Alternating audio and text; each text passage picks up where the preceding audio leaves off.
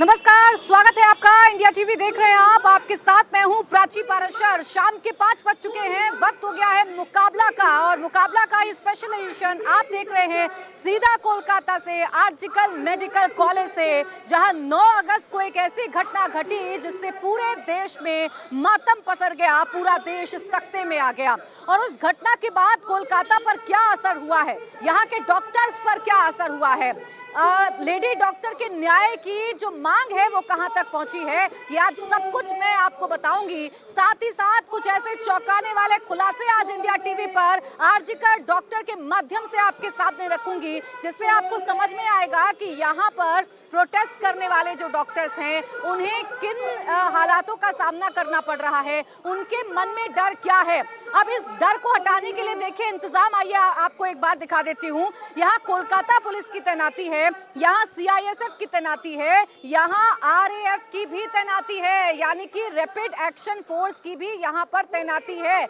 Multi agency को यहाँ पर तैनात किया गया है ताकि यहाँ जो प्रोटेस्ट करने वाले डॉक्टर्स हैं उन्हें डर का सामना ना करना पड़े। लेकिन इसके बावजूद जब आप यहाँ के डॉक्टर से बात करिएगा, डर इतना है उनमें, यहाँ पर हुए हमले के बाद इतनी दहशत है कि वो अपनी पहचान उजागर करने से मना कर रहे हैं। एक बार आइए फिर से आपको तस्वीर दिखाती हूँ। ये आर्जिकल मेडिकल कॉलेज और अस्पताल का मुख्य द्वार आप कह सकते हैं, यानी कि मेन गेट आप कह सकते हैं। सीआईएसएफ यहाँ पर तैनात है, इसके साथ ही साथ आरएएफ यहाँ पर तैनात है, और कोलकाता पुलिस की तैनाती भी आप देख सकते हैं। ये सब कुछ इसलिए किया जा रहा है कि जो प्रोटेस्ट यहाँ पर चल रहा है, जो डॉक्टर्स की यहाँ पर मांग है, जो उनके अंदर एक दहशत पैदा हुई 14 अगस्त की घटना के बाद, वो दहशत खत्म हो जाए। लेकिन वो दहशत खत्म होने का नाम नहीं ले रही है। अब से कुछ ही देर में इंडिया टीवी पर आप देखेंगे वो एक्सक्लूसिव इंटरव्यू, जिसमें आप ये देख पाएंगे कि कैसे आर्जिकल मेडिकल कॉलेज और अस्पताल में काम करने वाले डॉक्टर, प्रोटेस्ट पर बैठे हुए डॉक्टर फिलहाल डर के साए में हैं, दहशत के साए में हैं। आज आपको यहाँ बंगाल पुलिस की तैनाती देखिए नजर आएगी। बंगाल पुलिस के जो सिपाही हैं, बंगाल पुलिस के जो यहाँ पर कर्मी हैं, वो यहाँ पर खड़े हुए हैं।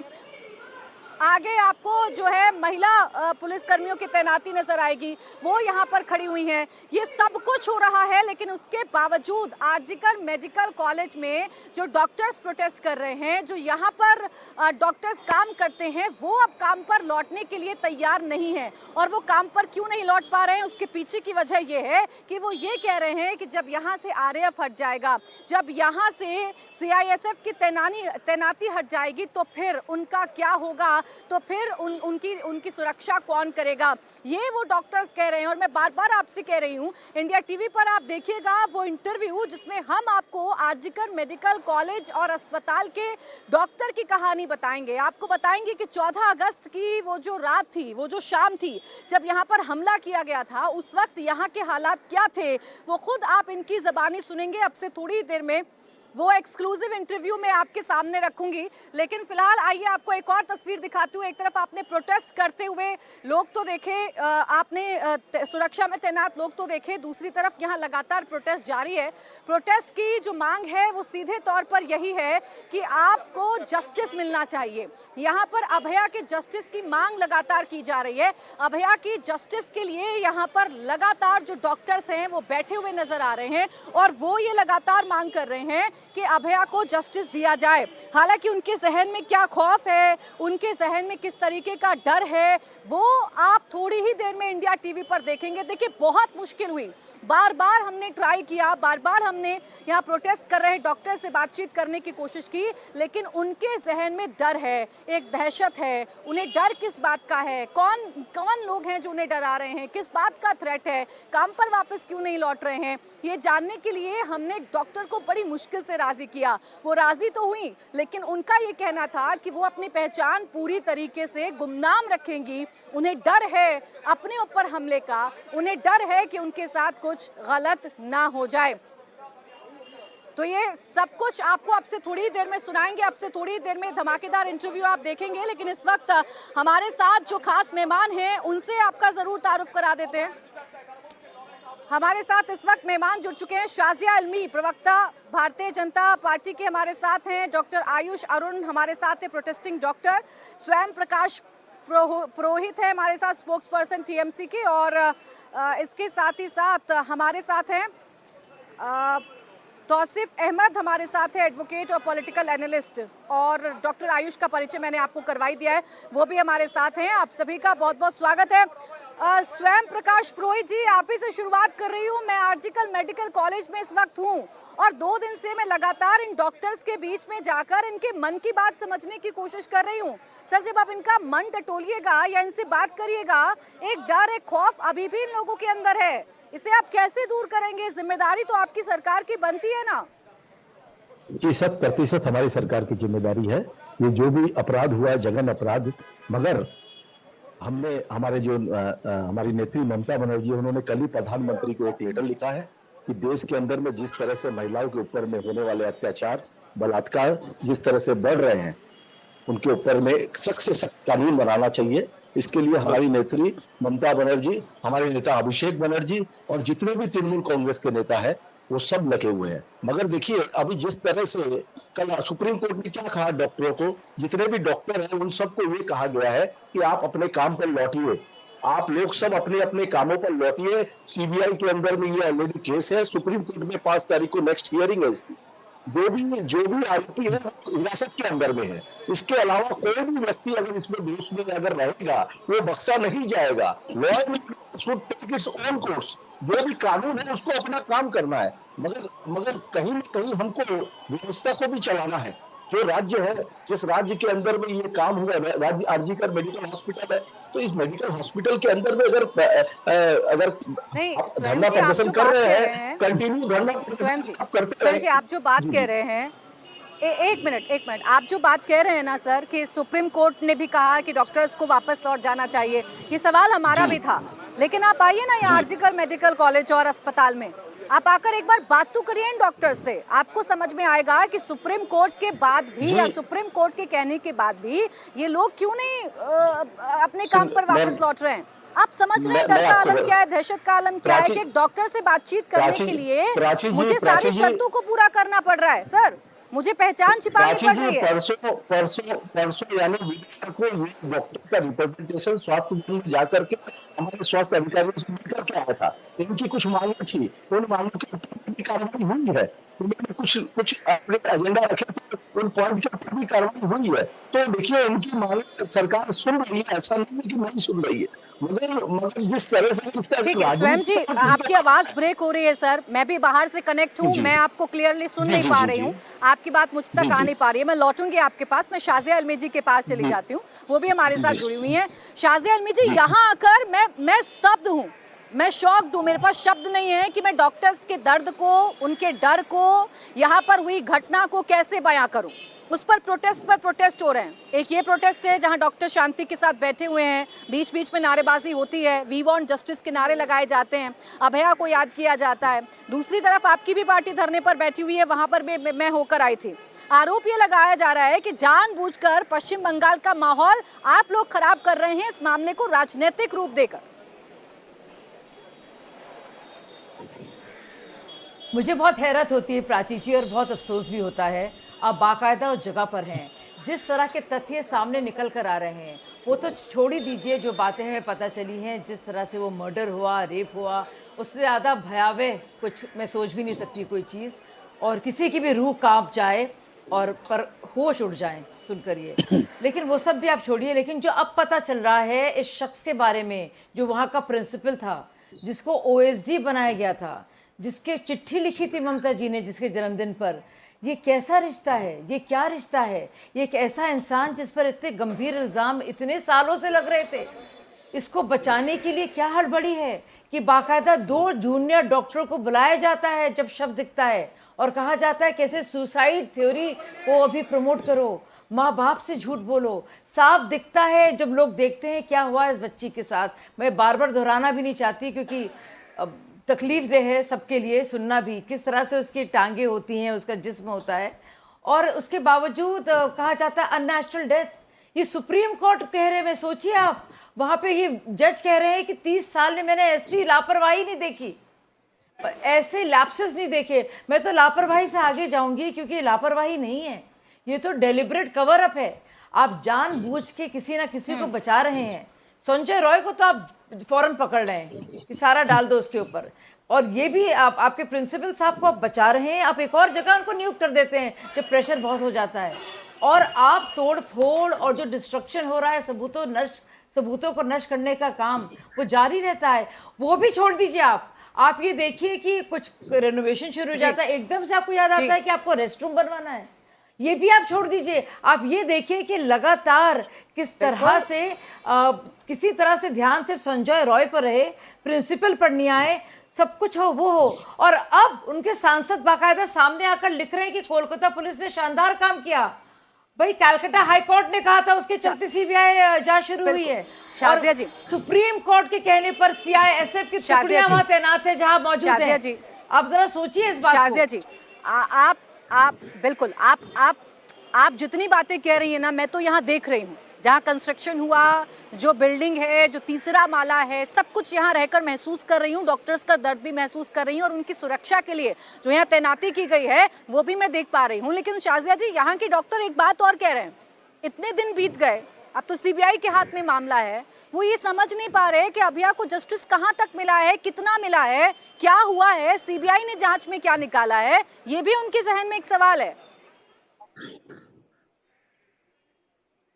बिल्कुल, और होना भी चाहिए। और अब बताइए उन डॉक्टरों को कि सीबीआई ने बाकायदा सुप्रीम कोर्ट में कहा है कि पहले 4 दिन जिस तरह से सबूतों के साथ टैंपर किया है और जानबूझ के सबूतों को मिटाया गया है, इसके चलते दिक्कतें पेश आ रही हैं। और आप भी जानती हैं, जब मर्डर होता है, रेप होता है, इस तरह का जघन्य अपराध होता है, कितना जरूरी है क्राइम सीन को, फॉरेंसिक्स को इंटैक्ट रखना।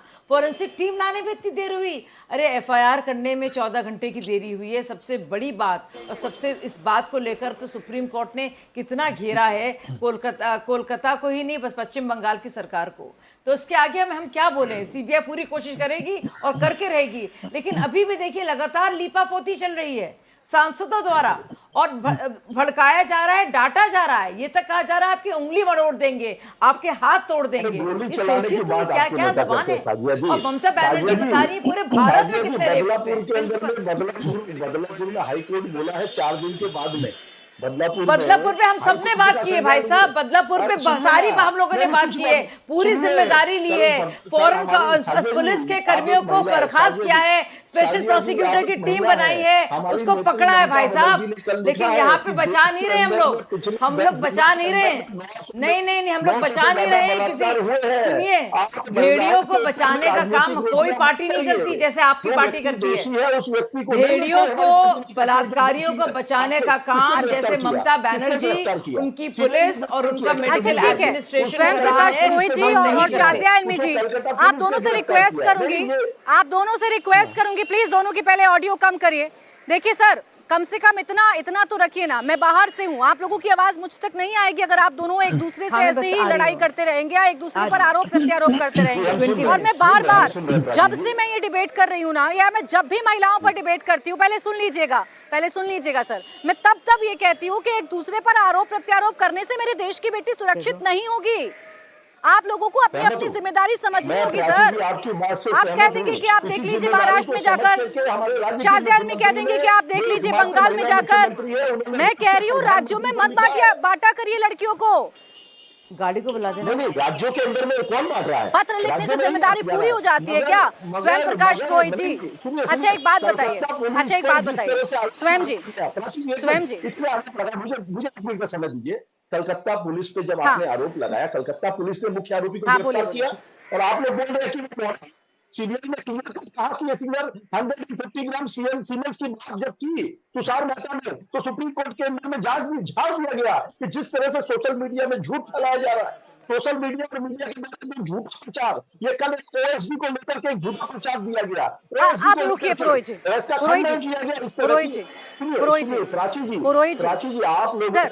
आप बार बंगाल पुलिस ने संजय रॉय को गिरफ्तार किया। सर रुकिए ना, एक मिनट, एक सेकंड रुकिएगा ना सर।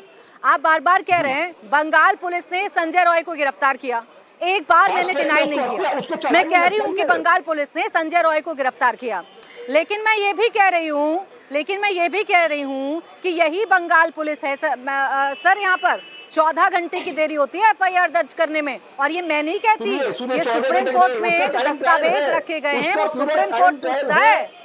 सर एक मिनट, क्राइम सीन को सुनिए, नहीं, क्राइम सीन को कुछ अल्टर नहीं किया गया है। रहा बात टाइम ट्रायल की, आप बात कर रहे हैं, तो टाइम ट्रायल आप देखिए, डॉक्टर अगर कोई भी व्यक्ति की मौत होती है, कोई भी डॉक्टर डेथ सर्टिफिकेट भी देता है तो 4 घंटे का समय लेता है, 4 घंटे के बाद वो डेथ सर्टिफिकेट देता है।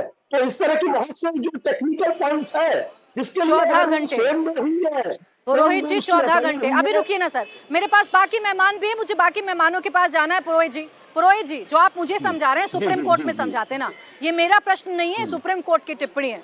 तो मुझे जितने अच्छे से आप समझा रहे हैं, जितना कॉन्फिडेंटली आप मुझे समझा रहे हैं कि क्राइम को रजिस्टर होने में कितना वक्त लगता है, ये आप सर रुकिए ना, आप बोलेंगे मैं बोलूंगी, बिल्कुल आवाज नहीं जाएगी। सुन तो लीजिए ना पहले सवालों को। जी, अगर 14 घंटे की देरी एक क्राइम को रजिस्टर करने में लगेगी, वो भी वैसा क्राइम कि देखकर पता चल रहा है कि बेटी के साथ क्या हुआ है। और मैं आपसे सवाल इसलिए पूछ रही हूँ क्योंकि यहाँ मौजूद डॉक्टर्स के अंदर अभी भी भय है, वो आपको दूर करना है सर, वो मैं नहीं दूर कर पाऊंगी, वो आप दूर करेंगे। कैसे करेंगे ये बताइए ना। यहाँ मैं देख रही हूँ, मैं यहाँ देख रही हूँ बंगाल पुलिस है, आरएएफ है, बंगाल पुलिस है, यहाँ पर सीआईएसएफ है, उसके बावजूद इन लोगों में दहशत है। सीबीआई, प्राची जी, सीबीआई की जांच के लिए ममता बनर्जी ने पहली बार जब पहला प्रेस कॉन्फ्रेंस की थी ना इस विषय पर, तो सबसे पहले कहा था पुलिस को कि 7 दिन में आप इस विषय की कंप्लीट करिए, और हमारे नेता अभिषेक ने आप फास्ट ट्रैक ट्रायल चलाइए, और जो दोषी है उसको 15 दिन के अंदर में चाहिए फांसी पर। अच्छा सर, थोड़ा सा इंतजार कर लीजिए पुरोहित साहब थोड़ा सा इंतजार कर लीजिए, अब थोड़ा रुकिएगा और मुझे सुनिएगा, थोड़ा सा इंतजार कर लीजिए। मैं थोड़ी ही देर में वो इंटरव्यू प्ले करूंगी जिसमें आप मेरे बात पे तो यकीन करेंगे नहीं, जिसमें आप डॉक्टर्स की भावनाओं से रूबरू होंगे। और जिस तरीके से मैं वो इंटरव्यू चलाऊंगी ना सर, पहचान छिपाकर, नाम ना बताकर, आप खुद समझ जाएंगे कि यहाँ के डॉक्टर्स के अंदर आखिरकार चल क्या रहा है। बस थोड़ा सा इंतजार कर लीजिए। हमारे साथ सिद्धार्थ यादव जुड़ गए, भारतीय जनता पार्टी के प्रवक्ता शासियात में इस वक्त हमारे साथ नहीं है। आप उनको लेके आइए। अच्छा सर ठीक है, आप रुक जाइए, मैं तौसीफ जी के पास जा रही हूँ। रुक जाइए प्लीज, रुक जाइए, अब थोड़ा इंतजार करिए। पुरोहित जी इतना इम्पेशेंट रहेंगे तो कुछ नहीं हो पाएगा ना, थोड़ा रुकिए। तौसीफ जी ये जिम्मेदारी किसकी है? ये जिम्मेदारी किसकी है कि यहाँ जो प्रोटेस्ट पर लोग बैठे हुए हैं उनके जहन में एक आत्मविश्वास हो, उनके जहन में ये विश्वास हो कि हम यहाँ बैठे हुए हैं तो हमारे साथ कुछ गलत नहीं होगा, या हम इस मेडिकल कॉलेज को अगर ज्वाइन कर लेंगे तो हमारे साथ कुछ गलत नहीं होगा। देखिए प्राची जी, बीजेपी का जो रवैया है कि चित भी मेरा पट भी मेरा, ऐसा नहीं होता। जब मामला कोलकाता पुलिस इन्वेस्टिगेट कर रही थी, उन्हें 3 दिन मिला था, बल्कि 2.5 दिन था उनके पास। उन्होंने एक गिरफ्तारी किया, उसके खिलाफ सारे पुख्ते सबूत इकट्ठा कर लिए। उन्होंने फैमिली के मौजूदगी में पोस्टमार्टम किया। उन्होंने 34 लोगों को समन इशू किया, और पिछले 9 दिन 10 दिन से सीबीआई इन्वेस्टिगेट कर रही है। अब सीबीआई जवाब दे, बीजेपी जवाब दे कि उन्होंने कितने लोगों को अरेस्ट कर लिया है, उन्होंने कैसे कैसे सबूत इकट्ठे कर लिए हैं, ये अब सीबीआई जवाब दे। क्योंकि यहाँ पे मुद्दा, जो लोग बैठे हुए प्रोटेस्ट में, उनका मुद्दा ये है कि इंसाफ मिलना चाहिए। इंसाफ कैसे मिलेगा? इंसाफ ये बीजेपी और तृणमूल वाली राजनीति से नहीं मिलेगी। इंसाफ मिलेगी जब फांसी में चढ़ा दिया जाएगा संजय रॉय को, और उसके अलावा और भी जो लोग इसमें शामिल थे। इसी की मांग ममता बनर्जी ने पहले दिन किया था कि फास्ट ट्रैक कोर्ट में आप ट्रायल करिए और इसे फांसी में चढ़ाइए। हमारे कानून में तब्दीली की जरूरत है।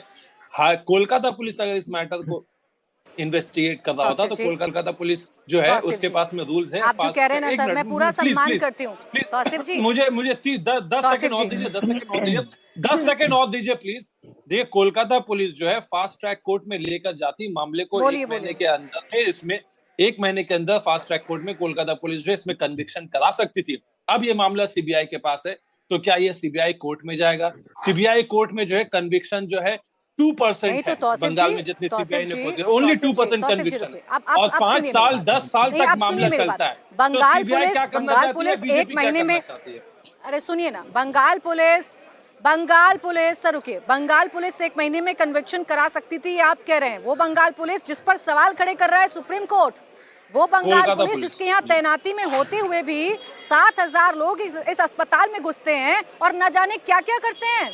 क्या धमकियां मिली है ना यहाँ पर बैठी बच्चियों को। अब से थोड़ी देर में आप सुनेंगे सर, बस थोड़ा इंतजार करिएगा। आप जब सुनेंगे ना तो एक सिहरन पैदा होती है मन में, गुस्सा आता है, आक्रोश आता है कि मैं यहाँ शांतिपूर्वक प्रदर्शन कर रही हूँ, कि कौन लोग हैं जो आए हैं और मुझे धमका रहे हैं। नहीं, ममता ये पूछा बनर्जी था ने मैंने सपोर्ट किया आपसे, है। ये तो कम से कम ममता सुनिश्चित बनर्जी ने कराती ना प्रोटेस्ट आपकी को- बंगाल पुलिस। ममता बनर्जी ने पहले दिन से लेकर के कहा है और रिपीटेडली कहा है, बार बार कहा है कि लोगों का गुस्सा जायज है, ये जो प्रोटेस्ट है, ये जो प्रदर्शन है वो भी जायज है, लेकिन वो इस मामले को लेकर जो यदि बीजेपी राजनीति करेगी तो ममता बनर्जी उन्हें राजनीति करने नहीं देगी। हाँ, बिल्कुल लोगों के साथ वो खड़ी है, परिवार के साथ खड़ी है और उनका बीजेपी की डिमांड बात, जायज है, उनकी प्रोटेस्ट जायज है। ममता बनर्जी ने बार बार कहा है, लेकिन इस मुद्दे में तौसीफ जी, बीजेपी चाहे ममता बनर्जी पहले की सुनिएगा सरकार तौसीफ जी, तौसीफ जी, तौसीफ जी, एक बार मैंने बीजेपी की बात नहीं कही। तौसीफ जी, तौसीफ जी, तौसीफ जी, एक बार मैंने बीजेपी का नाम नहीं लिया। मैंने एक बार नहीं कहा कि बीजेपी क्या कह रही है। मैंने बार बार कहा कि यहाँ प्रोटेस्ट कर रहे डॉक्टर्स क्या कह रहे हैं।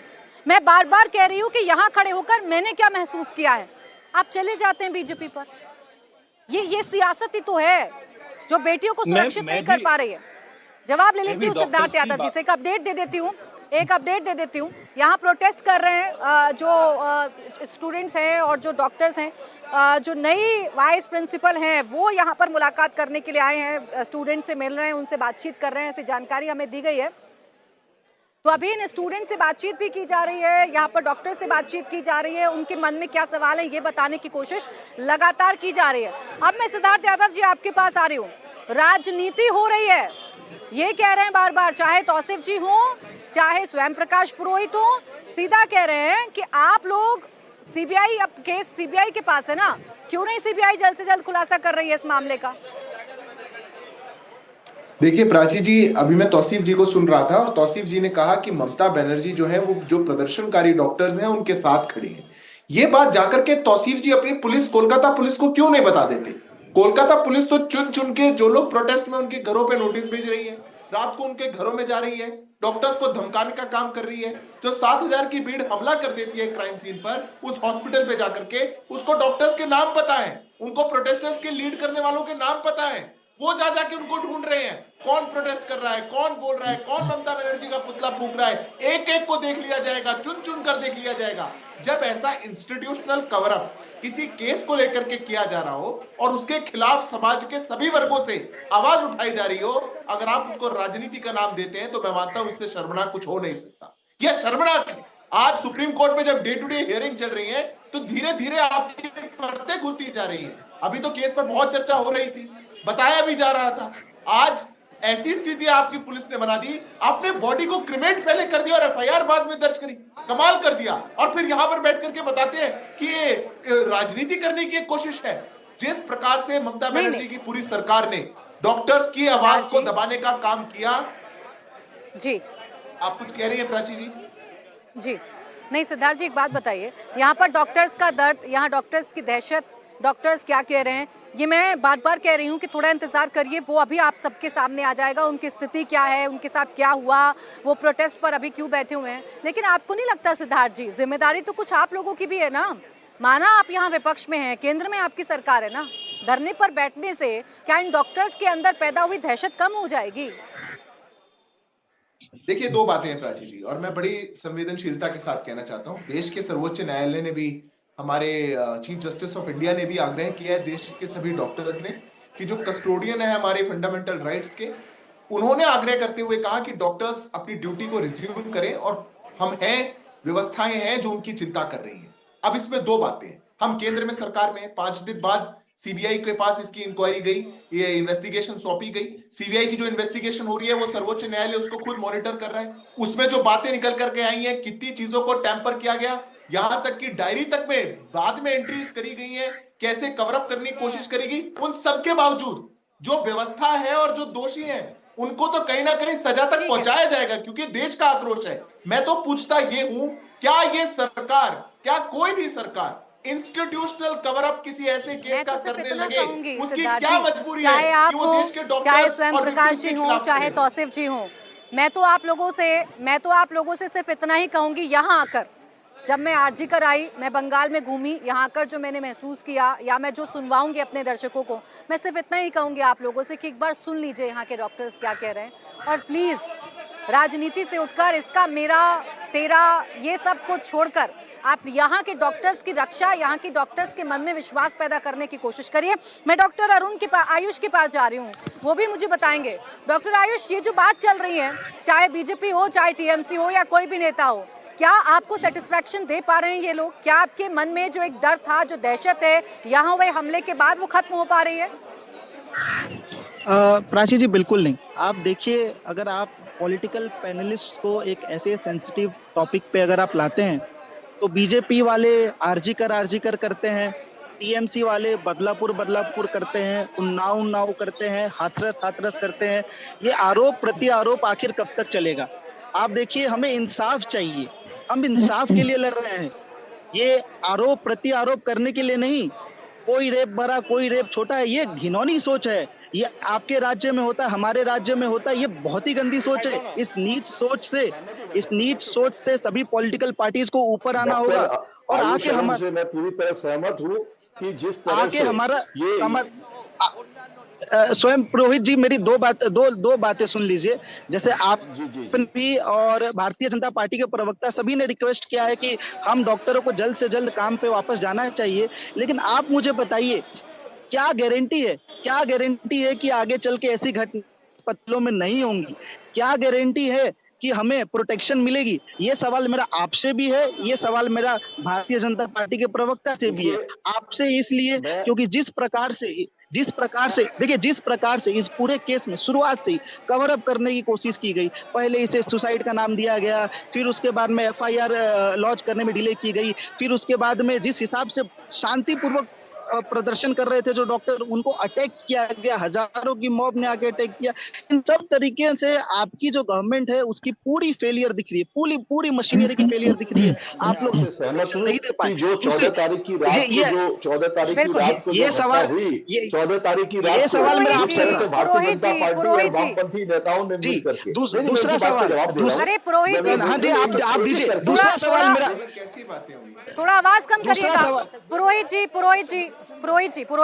कम से कम प्रोटेस्टिंग डॉक्टर को तो बोलने दीजिए। बीजेपी आप पर जी, आरोप दूसरा- लगा सकती है, बीजेपी की राजनीति हो सकती है, कम से कम डॉक्टर आयुष को तो बोलने दीजिए। जी, थोड़ा तो दूसरा जो रुकिए। मेरा सवाल है, बोलिए आयुष। मेरा भारतीय जनता पार्टी के प्रवक्ता से ये सवाल है कि आप मुझे ये बताइए कि 2022 में जो सेंट्रल प्रोटेक्शन एक्ट जो डॉक्टर्स के लिए वो पार्लियामेंट में टेबल किया गया था, वो आज तक पारित नहीं हो पाया। आपकी सरकार बहुमत में है, आप चाहे तो वो एक्ट लाके हम डॉक्टर्स को एक बेटर एनवायरनमेंट ऑफ वर्क दे सकते हैं, लेकिन आपकी सरकार की तरफ से उसके प्रति कोई ठोस कार्रवाई आगे की जा रही नहीं दिख रही। तो आप भी हमारे लिए क्या कर रहे हैं? आप भी कोई सोल्यूशन नहीं ला रहे हैं। साथ में जो हमारे टीएमसी के जो प्रवक्ता हैं, उनसे भी मैं पूछना चाहूंगा, आपके साइड से तो टोटल फेलियर दिखा है यहाँ पे। आप हमें क्या आश्वासन देंगे? आप बताइए, क्या चीफ मिनिस्टर ने एक बार भी ऐसी बात की कि वो आके हम डॉक्टर से मिलेंगी, वो हमसे आके बात करेंगी? एक बार भी चीफ मिनिस्टर ने अगर ऐसा कहा रहता। अब आप मुझे बिल्कुल सही सवाल, देखिए बिल्कुल सही सवाल डॉक्टर आयुष आप पूछ रहे हैं। अब रुकिए पुरोहित जी, एक मिनट रुकिए सर, इतने आतुर आप हो रहे हैं, इतने आतुर अगर इन डॉक्टर्स को सुरक्षा देने में हो जाते तो आज ये सवाल ना होते। अरे मैं सुन रही हूँ ना, रुको जाइए, आने तो दीजिए। आपके पास मेरे साथ एक और मेहमान है जिनका रिएक्शन नहीं हो पाया है।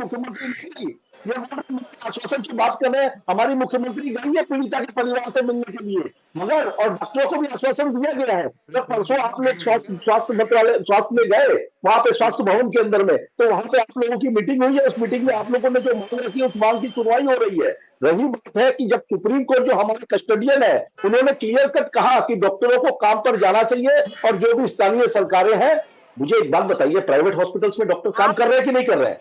प्राइवेट हॉस्पिटल्स में काम कर रहे हैं ना डॉक्टर। सरकारी हॉस्पिटल में जो रेसिडेंट डॉक्टर है, रेसिडेंट डॉक्टर है, इनकी मांगे जो है, पुरोहित जी आप एक बात नहीं समझ पा रहे हैं ना, आप एक सरकारी बात नहीं हॉस्पिटल समझ पा रहे में हैं। प्रोटेक्शन मुझे देने आपको की रोकना होगा जिम्मेदारी बीच में, आपकी है, थोड़ा सा आप रुकना फेल हुए होगा हैं आपको। उसमें। मैं दूसरे मेहमान के पास भी जाना है मुझे। मगर इसमें 4 डॉक्टरों को भी इस टेस्ट के अंदर में बुलाया गया है। मैं ये जो प्राची जी कल एक ब्रीफ कल जो जवाब देना CBI अच्छा ठीक है चाहूंगा। पुरोहित मैं जी, आपसे आग्रह प्रोटेक्शन करूंगा। देने में यहाँ कितना फेलियर हुआ है वो यहाँ आकर आप महसूस कर सकते हैं। इनकी प्लीज आवाज कम कर दीजिए, ऐसे नहीं चर्चा कर पाऊंगी मैं ना पुरोहित जी। आप बीच बीच में बोलते रहिएगा, मैं चर्चा नहीं कर पाऊंगी।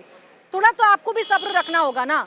करते रहिएगा बढ़ाइए अपनी सरकार की, सर बताते रहिएगा आपकी सरकार ने क्या किया। और पीड़िता के परिवार से मिले आप लोग, बहुत बड़ा काम आप लोगों ने किया, धन्यवाद आपको इसके लिए। यही कह सकती हूँ मैं। बार बार आप ऐसे ही अपनी सरकार, अपनी पुलिस, कम से कम एक बार तो जिम्मेदारी समझते ना। और मैं बिल्कुल गारंटी से कह रही हूँ, वो इंटरव्यू जब इंडिया टीवी के दर्शक देखेंगे ना तो वो समझ पाएंगे कि यहाँ के डॉक्टर्स की दशा क्या है। मैं शुभाजीत नस्कर साहब के पास जा रही हूँ। शुभाजीत जी, इसका हल क्या है? हम तो बहस करते रह जाएंगे, एक दूसरे पर आरोप प्रत्यारोप करते रह जाएंगे, लेकिन असल में जो लोग झेल रहे हैं वो यहाँ के डॉक्टर हैं जो अपने काम पर नहीं लौट पा रहे। देखिए, ये जो मसला है ये कोई तू मैं करने का मसला नहीं है। बीजेपी से लेके टीएमसी से लेके कोई भी पार्टी अगर है, अगर उनका अगर थोड़ी बहुत संवेदना है तो जो है वो हेल्थ केयर क्राइसिस को और खास करके जो पब्लिक हेल्थ केयर सिस्टम है उसको ठीक करे। और मैं आपको बताऊं, जो बंगाल का जो हालात है, खास करके जो हेल्थ केयर सिस्टम, जो पब्लिक हेल्थ केयर सिस्टम, उसका हालत काफी खराब है। और जो जो ममता बनर्जी का सरकार आके बहुत सारे health multi super speciality health care system बनाया है, डिस्ट्रिक्ट लेवल पे सब जगह पे बनाया है, लेकिन जो यहाँ के जो गरीब लोग हैं, बंगाल के जो सोशियो इकोनॉमिकली जो पिछड़ा लोग है, जो एकदम सबसे नीचे के तबके है, उनको आना पड़ता है एसएसकेएम, पीजी और एनआरएस में। मतलब इतना। और पब्लिक हेल्थ केयर सिस्टम अगर जाके, अगर आप अब तो आरजी कौर के सामने है, अगर आप गांव गांव में जो मल्टी स्पेशलिटी डिस्ट्रिक्ट लेवल पे हॉस्पिटल है जो गवर्नमेंट का, वहां पे इतना खराब इंफ्रास्ट्रक्चर है, आप सोच नहीं सकते हैं। लोगों का इतना तकलीफ होता है, बाहर वेट करना पड़ता है। और मतलब डॉक्टर का जो है, जो जो जो हुआ है ये हमारे जो बंगाल के बेटी के साथ, जो घिनौना काम जिन दरिंदों ने किया है, उनको तो जितना कड़ी से कड़ी सजा जितना जल्दी हो वो होना चाहिए। लेकिन मैं ये कह रहा हूं, बंगाल के अंदर एक बहुत बड़ा हेल्थ केयर के अंदर डिस्पैरिटी हुआ है और डिस्पैरिटी एग्जिस्ट करता है। और खास करके जो पब्लिक हेल्थ केयर सिस्टम है वो कहीं ना कहीं गवर्नमेंट का जो फोकस एरिया से नीचे चला गया। आप दिखाने के लिए तो कुछ मल्टी सुपर स्पेशलिटी बना दिया गया है, लेकिन उसका जो इंफ्रास्ट्रक्चर है, बिल्कुल शुभाजीत जी, सिक्योरिटी, यहाँ भी आई हूँ तो मैं यहाँ भी हूँ और जो मैं देख रही हूँ, आप जो कह रहे हैं, आप जो कह रहे हैं ना वो उसमें सच्चाई नजर आती है, आप जो कह रहे हैं। और यहाँ पर जो डॉक्टर्स कह रहे हैं ना वो यहाँ आकर ही देखा जा सकता है। पुरोहित जी, मैं तो फिर आपसे कहूंगी, अभी देखिएगा सर, मैं डिबेट खत्म कर रही हूँ, आप लोगों का शुक्रिया कर रही हूँ, लेकिन आप सभी से उम्मीद करूंगी कि अभी आप देखिएगा इंटरव्यू, तुरंत प्ले करूंगी मैं। आप देखिएगा कि आप जितनी बड़ी बड़ी बातें कर रहे हैं ना, वो बड़ी बड़ी बातें ग्राउंड पर आकर कैसे धराशायी हो जाती हैं। सिद्धार्थ यादव जी, आप भी देखिएगा कि यहाँ की डॉक्टर अपनी पहचान छिपाकर हमसे बात करने के लिए मजबूर हुई है। बहुत बहुत शुक्रिया आप सभी का हमारे साथ इस चर्चा में जुड़ने के लिए। अब आइए आपको एक ऐसा इंटरव्यू दिखाती हूँ, जिसे देखकर आपकी आंखें भी नम हो सकती हैं, आपके जहन में सवालों का आक्रोश भी आ सकता है। आप ये सोचने पर मजबूर हो जाएंगे कि ये कौन सा लोकतंत्र है या ये कौन सा सिस्टम है जहां एक पीड़ित खुलकर अपनी बात भी नहीं कह सकता, जहां प्रोटेस्ट करने वाले डॉक्टर्स मांग तो जस्टिस की कर रहे हैं लेकिन अपनी जो पहचान है उसे उजागर नहीं कर सकते। आखिर किस बात का डर यहाँ के डॉक्टर्स को सता रहा है? क्या दहशत है उनके जहन में? वो क्यों काम पर वापस नहीं लौट रहे हैं? क्यों प्रोटेस्ट कर रहे हैं? जस्टिस की उनकी मांग आखिर अभी भी अधूरी क्यों है? कौन लोग हैं जो उनको डरा रहे हैं या क्या थ्रेट्स उनको दिए गए? 14 तारीख की घटना के बाद उनके अंदर क्या डर पैदा हुआ? ये सब कुछ आप जानिए एक डॉक्टर से। आपको सुनवाती हूँ मेरी खास बातचीत, जिसे करने के लिए मुझे काफी मशक्कत करनी पड़ी, मनाना पड़ा, क्योंकि डर था उन्हें अपनी जान का। आरजीकर मेडिकल कॉलेज में 9 अगस्त को जो कुछ हुआ उसने पूरे देश को सन्न कर दिया। अब सड़कों पर सैलाब है, आक्रोश है और लगातार मांग उठाई जा रही है, वी वांट जस्टिस। अभया को इंसाफ कब मिलेगा, ये डॉक्टर्स मांग कर रहे हैं और डॉक्टर्स के साथ साथ पूरा देश उनकी आवाज के साथ जोर लगा रहा है। अब सवाल ये है कि आखिर वो डॉक्टर्स जो पेशेंट्स की सेवा करते हैं, वो डॉक्टर्स जिन्हें धरती पर भगवान का रूप माना जाता है, वो डॉक्टर्स अपना कामकाज छोड़कर आखिर प्रदर्शन क्यों कर रहे हैं, धरने पर क्यों बैठे हैं? कल सुप्रीम कोर्ट के कहने के बावजूद भी डॉक्टर्स अस्पताल वापस क्यों नहीं जा रहे हैं? इसके पीछे की वजह क्या है, ये सब कुछ आज आपको बताएंगे। आर्जिकल मेडिकल कॉलेज में काम करने से अब क्यों लगने लगा है डर, ये सब कुछ आज समझेंगे। हमारे साथ मौजूद हैं आर्जिकल मेडिकल कॉलेज की एक डॉक्टर, जो आपको बताएंगी कि एक डॉक्टर अब क्या महसूस कर रहा है इस पूरे हत्याकांड और रेप के बाद। आप सबसे पहले मुझे ये बताइए, इंडिया टीवी आपसे ये जानना चाह रहा है, आपकी पहचान बिना उजागर किए, आपका नाम बिना लिए, कि सुप्रीम कोर्ट ने कल बड़ा साफ साफ कहा कि डॉक्टर्स को अपने काम पर वापस लौट जाना चाहिए, लेकिन आप लोगों का प्रोटेस्ट अभी भी जारी है, क्यों? देखिए, हम लोगों का इधर वातावरण ठीक नहीं है, ये सबको देख के ही पता चल रहा है। द वेरी फैक्ट कि इधर पे सेंट्रल फोर्सेस है, एक नॉर्मल सिचुएशन में आप लोग कभी नहीं देखेंगे कि सेंट्रल फोर्स को डिप्लॉय किया गया है। यही प्रूव करता है कि ये सेफ जगह नहीं है हम लोगों के काम करने के लिए। जो पेरेंट्स है वो लोग को भी डर है कि इधर पे क्या हो सकता है, फिर से कोई मॉब अटैक हो, फिर से कुछ ऐसे अनटुवर्ड सिचुएशन हो कि हम लोग को जान को भी किधर पे खतरा पड़ सकता है। इसीलिए मेनली कि it is not a safe place for us to work now. ठीक है, नेक्स्ट चीज़ जो है कि हम लोगों का जो मेन मांग था जस्टिस का, वो अभी तक हम लोगों को नहीं मिला है। अगर हम लोगों को जस्टिस मिल जाए तो हम लोगों को पर्सनली कोई प्रॉब्लम नहीं है काम पे वापस जाने का, but this the CBI is selling us कि इधर पे ऑलरेडी कुछ एविडेंस टैम्परिंग के बारे में बोला गया है, एविडेंस हैव बीन ऑल्टर्ड। इसका मतलब यही रहता है कि वो लोग पकड़ नहीं पा रहे हैं जो लोग दोषी है। इसका मतलब भी यही रहता है कि दोषी अभी हमारे चारों तरफ घूम रहे हैं, हम लोग उन लोगों को आइडेंटिफाई भी नहीं कर पा रहे हैं। तो आप ही बताइए हमको कि is this a safe situation for us to work? इतना सारा आप लोगों को कंसर्न है, इसके बावजूद भी आप लोग प्रोटेस्ट कर रहे हैं। कुछ थ्रेट्स की बात कही गई थी, कल कोर्ट में भी कहा गया है, वो थ्रेट्स क्या हैं, वो किस रूप में आप लोगों को मिले, जब मिले, और उसके बाद क्या बदला? जिस दिन ये मॉब अटैक हुआ था तब जो लोग थे वो लोग हमेशा मतलब डिफरेंट हॉस्टल्स में घुस गए थे, हम लोग के डिपार्टमेंट्स में घुस गए थे। उधर पे जो सिस्टर्स थे, जो स्टूडेंट्स थे, सबको खुले आम रेप थ्रेट्स मिल रहा था, सबको अपना लाइफ के बारे में भी थ्रेट्स मिल रहा था। यानी वो लोग जो उस दिन हॉस्पिटल में घुसे, 14 अगस्त की रात की मैं बात करूँ, रेप थ्रेट्स दिया जा रहा था उनकी तरफ से, तब भी एकदम पूरा मतलब they have been, we are terrorised. तो हम लोग कैसे एक्सपेक्ट कर सकते हैं कि हम लोग काम पे ज्वाइन करें? अभी अगर कौन रिस्पॉन्सिबिलिटी लेगा इसका? जो थ्रेट्स हम लोग को मिला था, अगर वो मैनिफेस्ट हुआ, अगर वो सच में ट्रू हुआ, उसका रिस्पॉन्सिबिलिटी कौन लेगा? एक मर्डर और रेप का रिस्पॉन्सिबिलिटी कोई नहीं ले पा रहा है, तो इतने सारे जन का रिस्पॉन्सिबिलिटी कौन लेगा? शिकायत आप लोगों की किससे है, या मांगे अब आप लोगों की क्या है? इतना बड़ा आपके साथ इंसिडेंस हुआ, एक तो अभया की जान चली गई, उसके साथ जो कुछ हुआ, देश पूरा सन है, आंखें सबकी नम है। उसके बाद आप लोगों को रेप थ्रेट्स मिलना, उसके बाद आप लोगों ने क्या इस शिकायत को कहीं पर पहुंचाया, किसी को बताया? हम लोग का शिकायत जो था अभी भी सेम ही है। हम लोगों को जस्टिस चाहिए। हम लोग का जितना भी मांगे हैं, हम लोग highest to highest, if supreme court is looking into this, इसका मतलब है हम लोग को जिससे मांग करनी थी उनसे ऊंचा तो कुछ नहीं हो सकता। तो हम लोग हाईएस्ट टू हाईएस्ट अथॉरिटी के पास ही गए हैं अपनी मांगे लेके। और शिकायत तो हमको जो कल्प्रिट्स है, जो लोग एविडेंस टैम्परिंग किए हैं, उनसे ही हम लोगों का शिकायत है। अच्छा, उस दिन के बारे में अगर आप बता पाएं, 14 अगस्त की बात कर रही हूँ, आप लोग सब प्रोटेस्ट कर रहे थे, एकाएक जब हम तक ये खबर पहुंची तो हम लोग भी हैरान थे कि अचानक से ये इतना शांतिपूर्ण प्रोटेस्ट चल रहा है, इसमें हिंसा कैसे हो गई, लोग अंदर कैसे घुस गए? उस दिन क्या हुआ था, आपने क्या देखा था?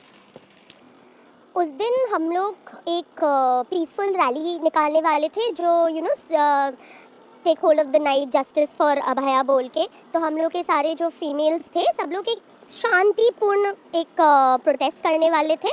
We are going to walk to Shyam Bazar with candles and everything. तो बाहर बहुत सारे लोग, मतलब हज़ारों लोगों की भीड़ लगी थी। तो ये भीड़ में निकलना सेफ नहीं था, तो हम लोग क्या किए, वी फाइनली डिसाइडेड कि ये भीड़ जब तक नहीं हटती तो हम लोग नहीं निकलने वाले। भीड़ कौन थी, पहचान पा रहे थे? तो हमको नहीं पता है कौन थे, आई थिंक जनरल लोग थे, कौन थे हम लोग को एग्जैक्टली नहीं पता। वो भी प्रोटेस्ट कर रहे थे?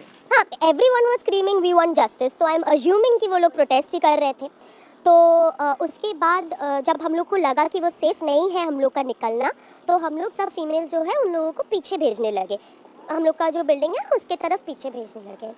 उसी टाइम पे एक बस लाइन थी पुलिस की, उसके बाद एक पुश आ रहा था उन लोग की तरफ से, बाहर की भीड़ से अंदर तक का आ रहा था।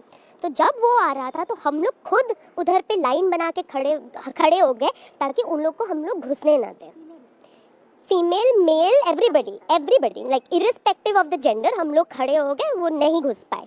ठीक है, तो फिर जब पुश लगातार आता रहा और हम लोग रेजिस्ट नहीं कर पाए, तो हम लोग बाकी जो पुलिस लोग थे वो लोग को हम लोग बार बार रिक्वेस्ट कर रहे थे कि आप लोग फिर से फोर्स भेजो, हम लोग को ज़रूरत है, we need you all to be in the front line. हम लोग स्टूडेंट्स से ये भीड़ ऑब्वियसली हैंडल नहीं होगा, पर I don't know they heard us, obviously evidently they did not here अस, तो वो लोग नहीं गए। तो फाइनली क्या हुआ, हम लोग थोड़ा रेजिस्टेंस जब कम हुआ हम लोग की तरफ से, they pushed and they entered. Only a few police officers were there in the first line. They tried to stop them. फिर तो आप लोगों को पता है वीडियोस के से कि क्या क्या हुआ। उसमें हम लोग के बहुत सारे जन को चोट भी लगी। They came in पूरा लाठी लेके, and the very fact that वो लोग we want justice करके चिल्ला रहे थे और वो लोग सब कुछ तोड़ रहे थे। They were breaking everything even after screaming we want justice. Target आपको क्या लग रहा था कि उनका टारगेट क्या है? जब वो अंदर घुसे वी वांट जस्टिस कह रहे हैं, दूर से देखने में तो लगेगा कि प्रोटेस्टर्स हैं, अभया के लिए न्याय की मांग कर रहे हैं। अंदर घुसते टाइम, बिल्डिंग में घुसते टाइम क्या उनका आपको मंशा लग रही थी कि वो क्या करने के लिए आए हैं यहाँ पर? ऑब्वियसली कुछ मोटिव लेके आए थे। हमको तो ये भी लगता है कि वो लोग को वी वांट जस्टिस का मतलब भी नहीं पता होगा। ठीक है, तो their main motive was to vandalise the whole area. हम लोग जहाँ पे प्रोटेस्ट कर रहे थे हम लोग का मंच सब तोड़ दिया, and they were targeting obviously the emergency building जहाँ पे क्राइम सीन था पूरा। मतलब आई थिंक वो लोग क्राइम सीन तक नहीं पहुँच पाए, बट देन उसके आगे पीछे जो भी फ्लोर्स था सबको वो लोग ने तोड़ दिया। So I think that was the main tampering evidence, I guess. That was their main motive. आपने बताया कि वो जब चिल्ला रहे थे तो रेप करने की धमकी उनकी तरफ से दी जा रही थी। वो लम्हा ज़रा एक बार बताइए, वो कैसा लम्हा आप लोगों के लिए रहा होगा? मैं खुद महसूस कर सकती हूँ, मैं कहीं पर हूँ, एक भीड़ आई और अचानक से ऐसे चिल्लाने लगे, तो क्या था आप लोगों का रिएक्शन या कैसे अपने आप को बचा रहे थे? वो लोग चिल्ला रहे थे वी वांट जस्टिस। फिर जब वो डिफरेंट डिपार्टमेंट्स में घुस रहे थे तब वो लोग थ्रेट्स दे रहे थे ऐसे। तो किसी नॉर्मल इंसान के लिए it was a very fearful condition. सबको बहुत ही अपना लाइफ लेके, अपनी सेफ्टी लेके इतनी आशंका हुई, एंड उसका रिजल्ट ही ये हुआ कि मैक्सिमम लोग इधर से काम से चले गए या फिर वापस नहीं लौटना चाहते। उनके पेरेंट्स को टेंशन हो रही है उनके बारे में। सो अभी आप बैठे हैं धरने पर, अभी भी आप लोग प्रॉब्लम में हैं और आप लोग कह रहे हैं जब तक जस्टिस नहीं मिलेगा आप नहीं हटेंगे। अभी कोई डर है आप लोगों को? जब आप धरने पर बैठते हैं, यहाँ प्रोटेस्ट करते हैं, मैं देख रही हूँ कल तो कल्चरल इवेंट भी हो रहे थे, तब कोई डर लग रहा है आप लोगों को? डर तो है, डर तो हमेशा ही है, बट उसके लिए हम लोग प्रोटेस्ट तो नहीं रोक सकते। और कुछ लोगों के लिए like a small group of people are not capable कि हम लोग का प्रोटेस्ट वो तोड़ सके, क्योंकि हम लोगों को पता है हम लोग जस्टिस के लिए लड़ रहे हैं। मेरे तरह ही कोई है जिसको जस्टिस मिलना चाहिए, तो आई थिंक यही हम लोगों को पावर दे रहा है अभी भी आके मंच पे बैठ के प्रोटेस्ट करने का। उस दिन के बाद से 9 अगस्त से लेकर आज जब मैं आपसे बात कर रही हूँ, क्या बदला है आपकी लाइफ में? एक डर फैक्टर तो आपकी लाइफ में इंक्लूड हो गया, क्या बदल गया जिंदगी? आई थिंक सुबह से शाम तक या एंड ऑल्सो सोते वक्त यही एक चीज़ रहता है कि जस्टिस कब मिलेगा उसको। That is the only thing that we want.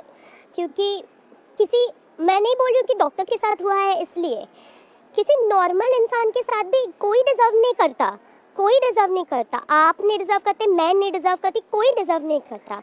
और अगर इसके लिए जस्टिस नहीं मिलता है तो मेरे को नहीं पता कि किसके लिए जस्टिस मिलेगा हम लोगों को। जस्टिस मिलेगा नहीं मिलेगा, ये सवाल आप लोगों के अंदर पैदा क्यों हुआ? पुलिस ने क्या उस वक्त जब ये हादसा हुआ भूमिका नहीं निभाई? आप लोगों को शक कैसे पैदा हुआ जिसलिए आप प्रोटेस्ट पर बैठ गए कि हमें न्याय नहीं मिल पा रहा है?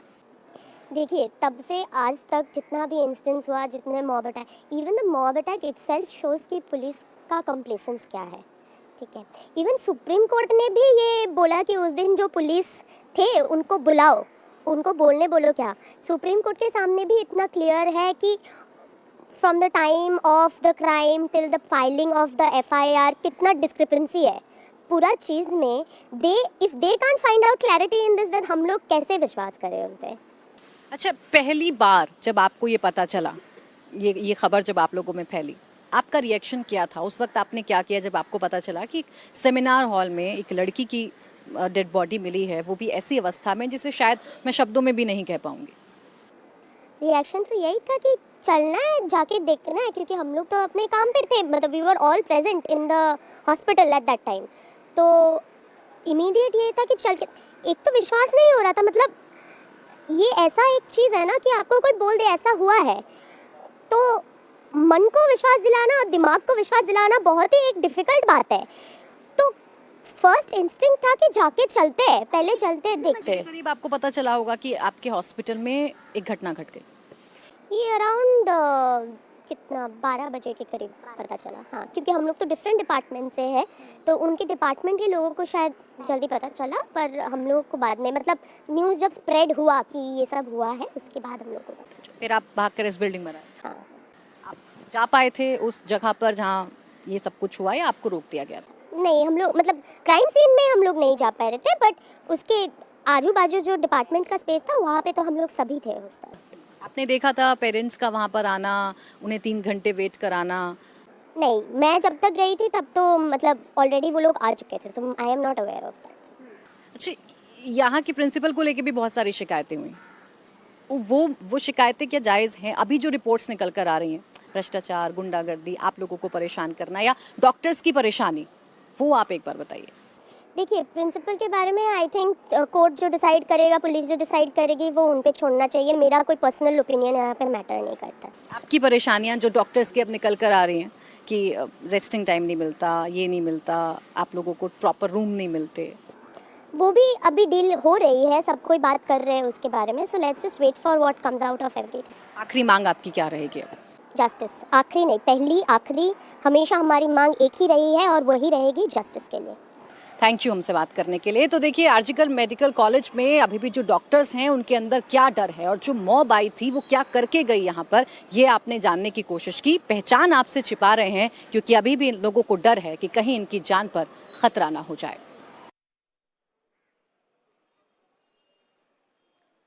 तो आरजीकर मेडिकल कॉलेज के डॉक्टर्स को सुरक्षित रखना है, इसीलिए हमें भी पहचान छिपानी पड़ी। एक धुंधली सी तस्वीर हमने आपको दिखाई। इस धुंधली सी तस्वीर ने, लेकिन जो पिक्चर आपके सामने रखी है उससे सब कुछ क्लियर हो गया।